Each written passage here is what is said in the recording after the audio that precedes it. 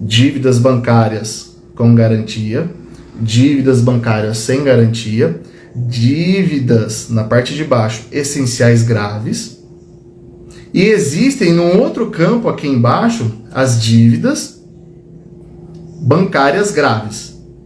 O que isso significa?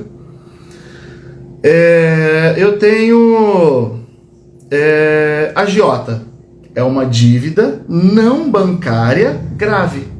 Por quê? Se eu tenho um empréstimo com agiota, ela não é bancária, mas dependendo do agiota, é gravíssima. Se eu tenho uma dívida não bancária, mas eu fiz um empréstimo com um parente ou com um amigo, ela se torna grave. Por que se torna grave? A gente já viu relacionamentos de parentes se acabarem por causa de empréstimo financeiro. Então se torna grave. Nenhuma dívida é boa, nesse sentido que eu estou falando, nesse segmento de estar devendo e não ter como negociar. Mas essas dívidas que eu estou falando, elas são ruins.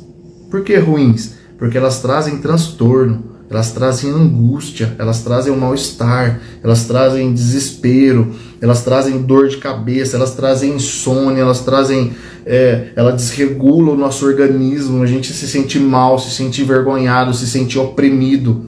Isso é ruim, entendeu?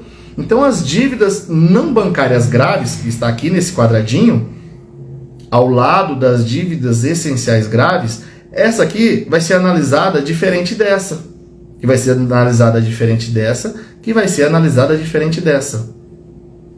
Mas está fazendo sentido para vocês que quando eu tenho essa clareza desse quadrante não, né? Eu vou usar uma palavra mais comum, desse segmento, dessa categoria, com essa categoria, dessa categoria, com essa categoria, essa outra categoria é outro tipo de dívida e essa outra categoria é outro tipo de dívida. Então eu formei 4 quadradinhos.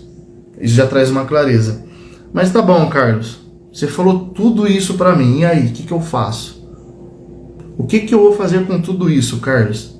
É o seguinte, no meu treinamento, a gente sempre trabalha com as dívidas que traz um retorno mais rápido e que traz mais dor de cabeça para as pessoas. Então eu poderia dizer aqui para vocês, dívidas não bancárias graves. Se você está devendo para um agiota e o agiota ele está querendo a sua cabeça, ela se tornou a primeira dívida a ser negociada e resolvida. Como eu conheço casos de pessoas que têm 5, 6 empréstimos com agiota e não sabem o que fazer. Não sabem o que fazer. São conversas nos bastidores e que a pessoa tem 5, 6 empréstimos com a agiota e está sendo cobrada, está sendo ligada a todo instante. O que fazer para poder resolver isso? Então ela salta em primeiro lugar.